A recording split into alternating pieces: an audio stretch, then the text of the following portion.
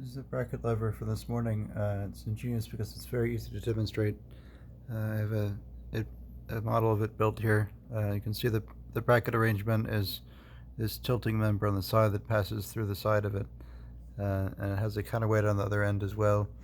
And that's just a support structure to help it be blocked in appropriately.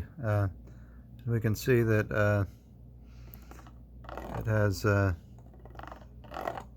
very strong torque there from the bracket lever on the side. And the neat thing is in the natural torque device is that it has a natural potential to return afterwards. So you can see that that's pretty interesting, pretty easy to demonstrate, and pretty amazing.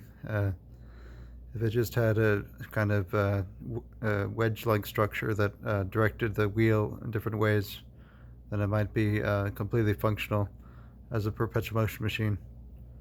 Thanks.